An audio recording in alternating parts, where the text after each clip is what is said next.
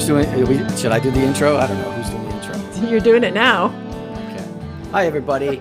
It's the website 101 podcast Lunch Bytes. This is the YouTube video thing we do every first and third Wednesday at 11:30 a.m. Eastern Time. There you go. Yes. Yay. Yay. Where we just talk for half an hour about various things related to our jobs and web, and sometimes neither. I'm one of your hosts, Mike Mella. They are Amanda Lutz and Sean Smith. Hello. Hi, guys. So how's it going? What's new with everybody, work-wise, web-wise, anything like that? Don't all jump in at once. It's been a crazy couple of weeks with the teaching aspect of my life, because it's nearing the end of the semester. So instead of the last assignment being the big one, I made the second last assignment the big one to kind of like try to balance out the students' schedules. So the big assignment, 3 weeks to do. Here I'm giving you a design. It does not need to be pixel perfect, but recreate it as best you can using a front-end framework. Okay. Majority rules, for the umpteenth time in a row, the students voted for Bootstrap. Really? Fine. Yeah. Is it, just out of curiosity, is Tailwind one of those options? Yes. Tailwind versus Really? Bootstrap. Wow. Okay.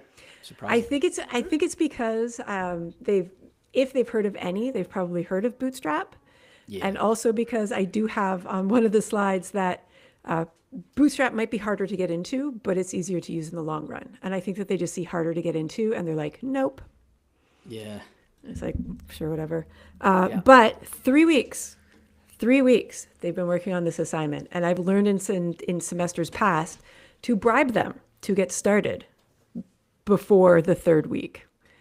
Okay. And so like a quarter of the mark for this assignment is just show me your progress. Show me a demo. It doesn't need to be finished. Just that you've started, that you're moving in the right direction. Let me comment and work on your indentation, add some comments, where are the semantic tags, simple, easy things like that. Yep. Almost nobody wanted to do the demo during the class time. I don't know why. So they've all been using this link that I set up to Calendly, which syncs to my personal calendar. They have sucked up all of my available time for the last week and a half. Last week and this week. Literally every time slot that I'm not already have booked for like a doctor's appointment or a hair appointment or, hey, I'm teaching, I'm not even available at home. They have booked up with these virtual meetings just to show me their code. And I'm going to have to make it in future semesters. No, you have to show me in class. I've gotten no client work done. I've gotten it's just meeting. And it's driving me crazy. And I'm so excited for this week to be done. Is that because they need assistance with what they're doing, or because they don't want to do it in class? Because they get marks to show me their progress. And for whatever reason, they didn't want to do it in class. I see. Yeah. Okay. Oh, well. Sorry, I had to throw my cat out. He was Oh, near me. hey, we have somebody with us today. Hey, Kara. How are you? Hi, Kara. Nice. Kara was a former student. I'm sure Okay. Kara remembers doing the front-end framework assignment. It wasn't that bad, was it?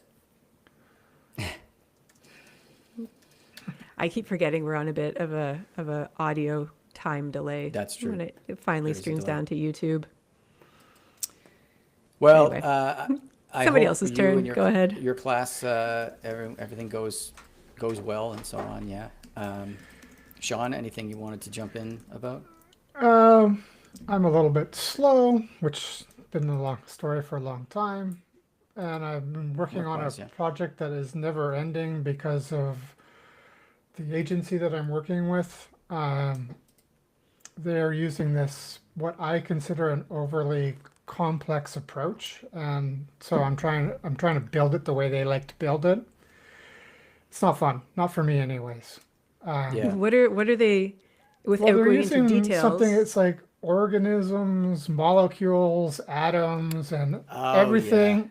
Everything is like super, super nested, and it's hard to follow it at all.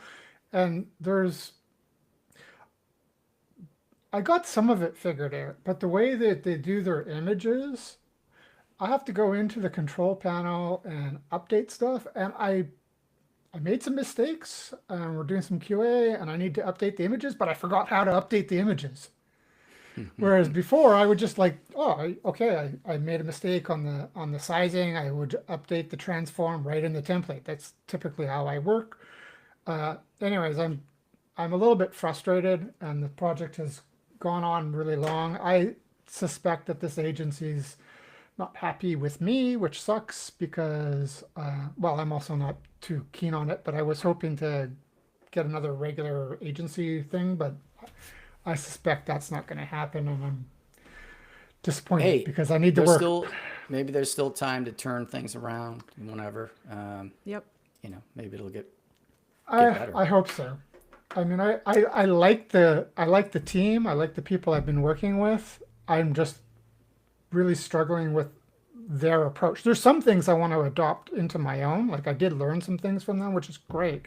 Always want to learn, but I'm struggling, really struggling with this whole organism, molecule, atom thing, and it's driving me nuts. Yeah. Yeah, I've been there where I have to sort of like learn the architecture that the client has already started or been working with and get used to it. And yeah, it's not fun Yeah, I mean, Well, sometimes. I've it's done not this a even tech. lot. Oh, go ahead. Sorry. I've done Oh, I this was a just gonna lot say, with. Jesus Christ, am I going or not? It's not even just technology. A lot of times it's also the project management or the meeting Yeah. tools or it seems like everybody has their own process. And oftentimes as independent developers or just an independent anybody joining a project, you've got to kind of, adapt, get into what is already set up and established. Yeah. Oh, 100%. I mean, I've worked with basically every project management software out there. I've seen sites that I've been looking at and going, oh my God, this guy's terrible. Or in this case, it's like, I don't really get this one. Like, I've run the whole gamut. Usually, if it's something that I'm unfamiliar with, I can pick it up pretty quickly. But in this case, I'm kind of just struggling with their whole approach, especially the way the images are working. Well, So I'm I'm at, feeling very frustrated. I'm glad you brought this up, Sean, though, because it kind of dovetails into something I was going to talk about, which is working outside of one's comfort zone. Because I, too, am working on a project now that I took it on, and it's like, I don't want to go into detail about it, but um, it's, I do stuff like that, but not exactly like that. And I was like, oh, yeah, I'll do it. I'll take it on anyway. So it's like, I don't know, 15% out of my comfort zone. It's like there's that much that I'm not familiar with. But I took it on anyway. And I'm so glad I did because I am now learning so much about this particular skill set that I hadn't done before. And Oh, so absolutely. it's anyone watching now or later, who's especially if you're a junior developer, I just want to reinforce the importance of taking on projects that you're not necessarily that comfortable with, not 100%, because that's the only way that you grow. That's the only way Yeah. that you will learn more stuff. If you keep doing the same stuff all the time, you're going to run out of work because there's a finite amount of people that have requirements for exactly that stuff, you know? So And I think that's, I that it agree. also, um, it's easier. Like we all have grand ambitions. I'm going to learn this on my own. I'm going to do a personal project with this. I'm going to, all my free time, I'm going to do this. It's not until you actually get into a project and preferably with other people who are already using it, interacting with somebody else who's already got this system set up, you're going to learn and absorb so much more just by seeing what they've done, seeing what code they already wrote, seeing how they've got their files structured and organized, all of those things. And you're not going to necessarily adopt all of those changes, but yeah, you're going to learn a lot and maybe make some tweaks. Yeah, yeah, I agree with both of you. A lot of times when I see something new, I'll take it and I'll adapt it and I'll start using it. Or I might I might change it a little bit, but I'll add it into my boilerplate or whatever. Um, it's this time is just a little bit the most frustrating that I've ever had. So Yeah. I I don't know.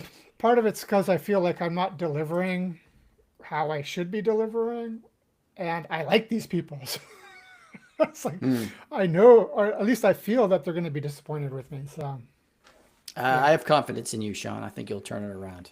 Don't You worry can about do it. it. Yeah, that's right.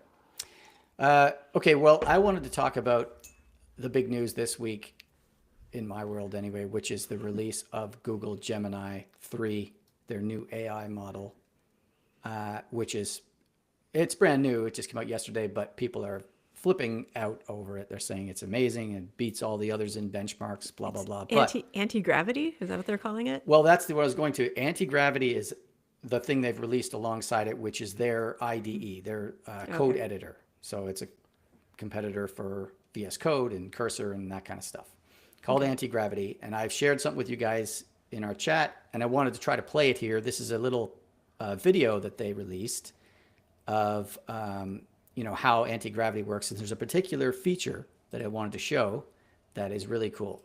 Let's check it out. I'll see if I can get this thing working. Now let's say the agent produces a landing page mockup with Nano Banana, and you now want to make some UI adjustments. You can give visual comments, just like a designer, letting you leave feedback exactly where the problem is. And you can also leave comments on code diffs, or feedback on screen recordings of browser use. It's a brand. Did you guys catch that? You can I get heard. it. You can get it to, you tell it to do something in the way that you traditionally would with an IDE, and it will give you a screenshot.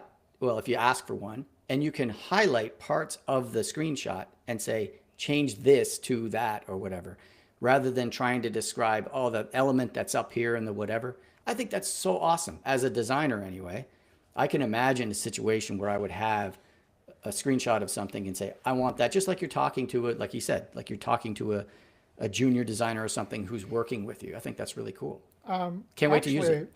I often take screenshots of something and I just submit it to Claude and say, hey, this is what you said it would, or I asked you to do this. This is what it's looking like. Do it again. So I do submit screenshots, and maybe it's a little bit different than what this Gemini is. Well, no, it's not that you get the screenshot. It's that you can you can highlight, circle a part of the screenshot. Oh, right. Okay. And say, change this thing, like this logo, make this logo blue, or whatever.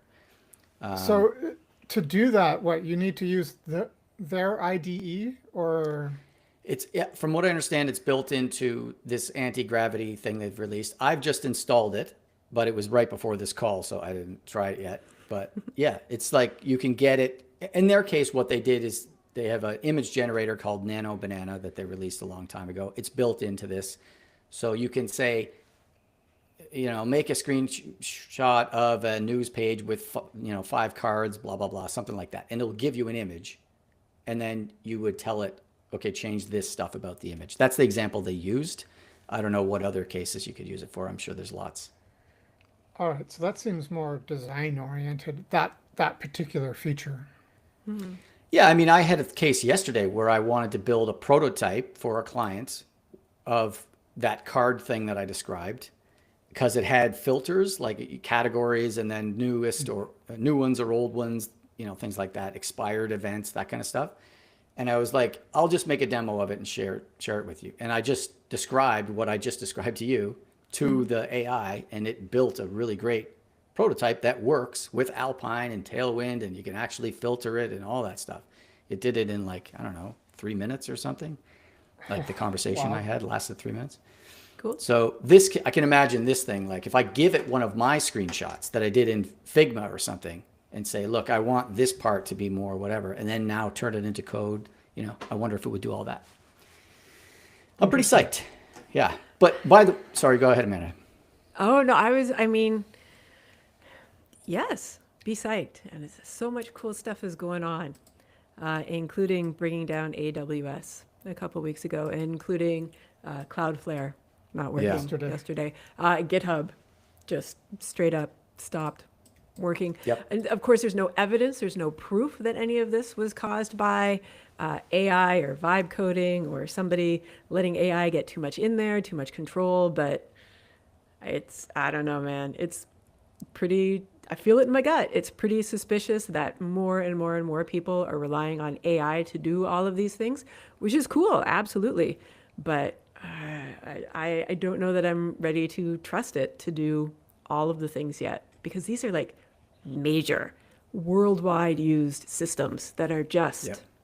coming down for the first time in decades and all at once. It's all been concentrated in the last like month.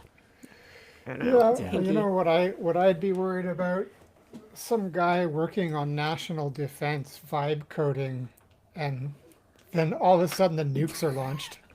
Vibe Well, coding. I mean, like all of the privacy issues, all the personal information, social security numbers, SIN number, like just, yeah, a lot of stuff that's out there that's right now just, it's just data. It's just ones and zeros, and somebody could like say the wrong prompt. It could be interpreted the wrong way. And I've been using AI recently to try to help me mark assignments.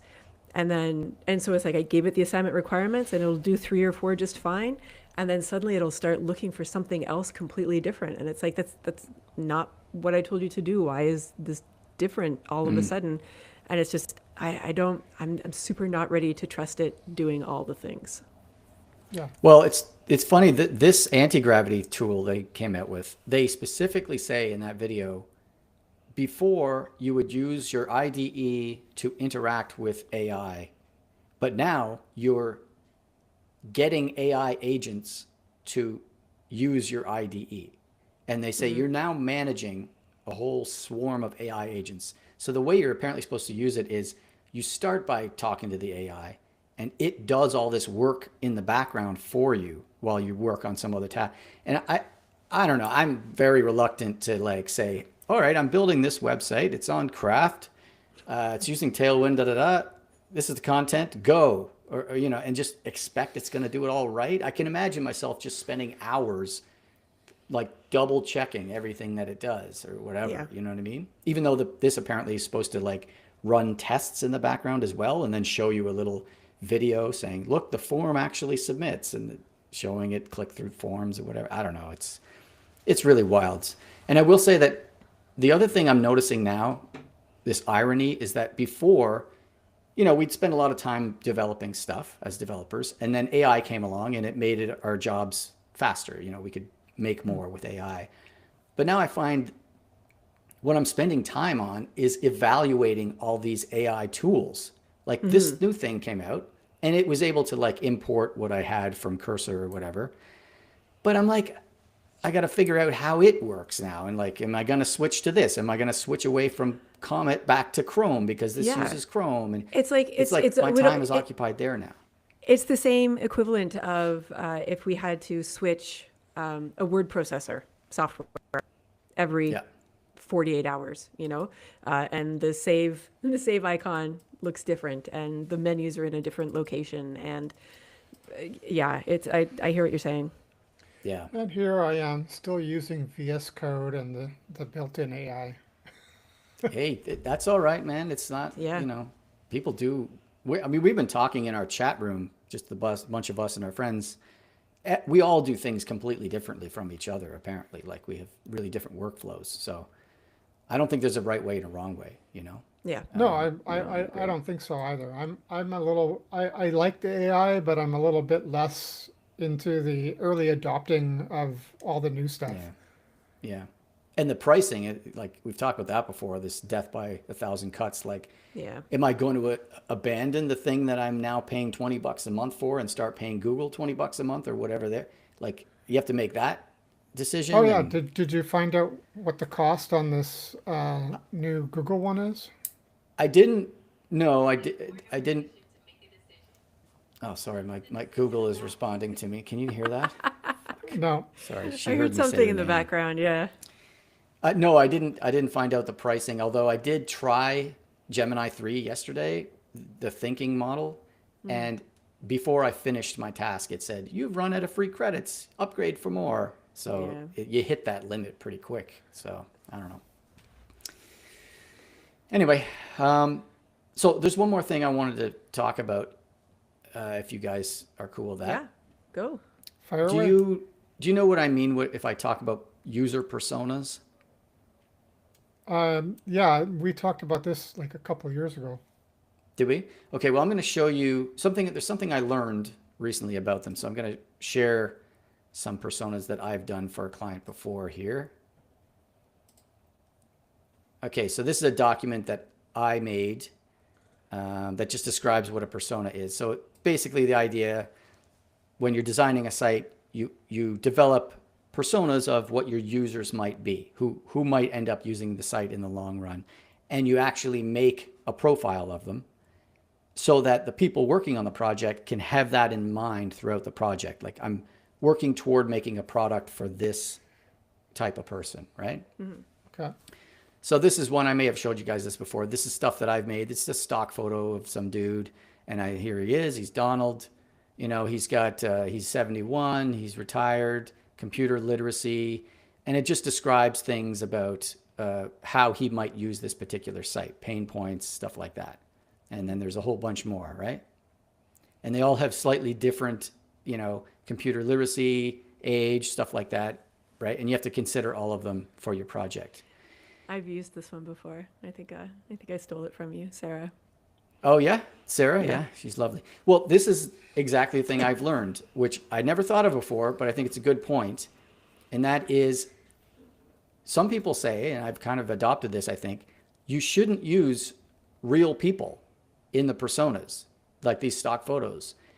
And the reason is, or names, because they're afraid that the concern would be that people would stereotype the type of user that you're referring to. Biases.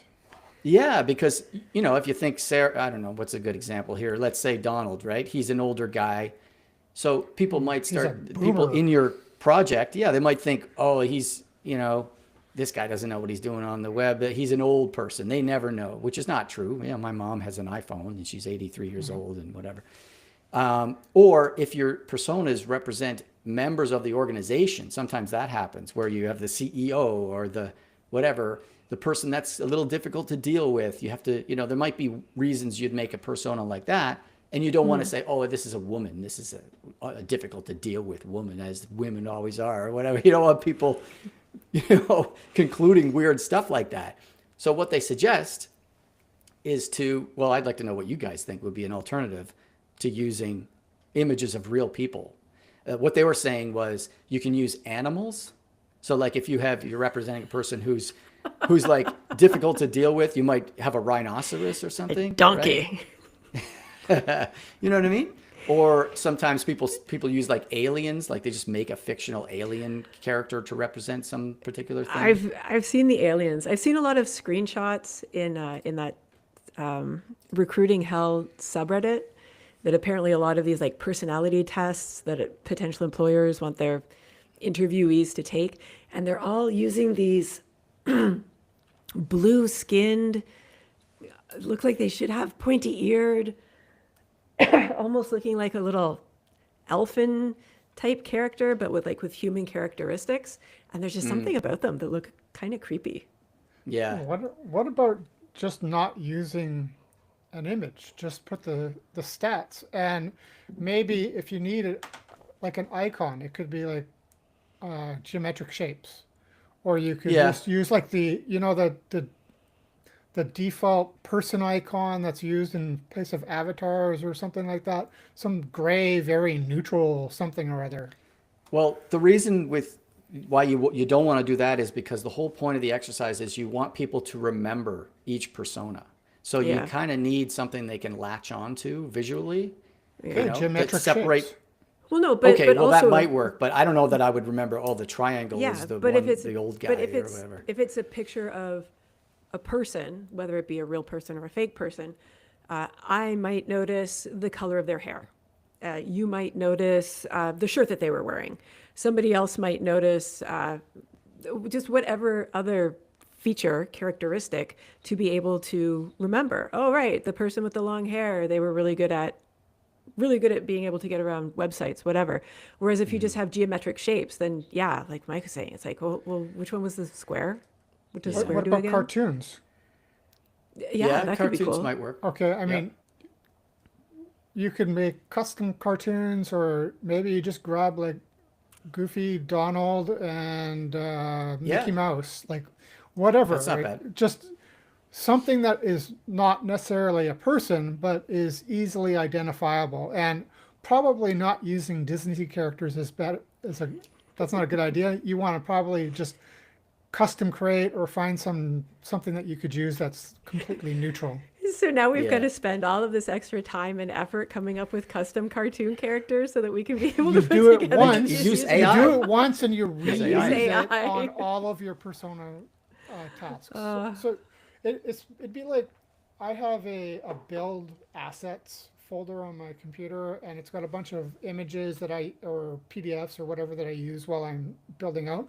It's the same thing. You'd create these persona avatars. You create them once, 5 or 10 or however many you need, and you just use them Yeah. every time you need it. So it's a little bit of an extra work for the first time. And after that, it's like, oh, okay, well, I'll just use this one, avatar A for this persona, avatar B for this persona. Yeah.